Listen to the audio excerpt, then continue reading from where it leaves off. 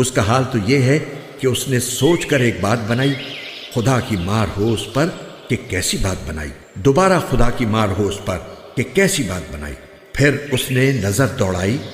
پھر تیوری چڑھائی اور منہ بنایا، پھر پیچھے کو مڑا اور غرور دکھایا، پھر کہنے لگا کہ کچھ نہیں، یہ تو ایک روایتی جادو ہے، کچھ نہیں، یہ تو ایک انسان کا کلام ہے، ان قریب میں اس شخص کو دوزخ میں جھونک دوں گا، اور تمہیں کیا پتا کہ دوزخ کیا چیز ہے؟ وہ نہ کسی کو باقی رکھے گی اور نہ چھوڑے گی،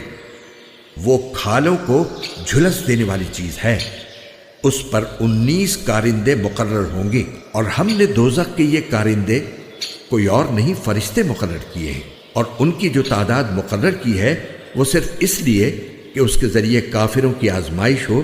تاکہ اہل کتاب کو یقین آ جائے، اور جو لوگ ایمان لا چکے ہیں ان کے ایمان میں اور اضافہ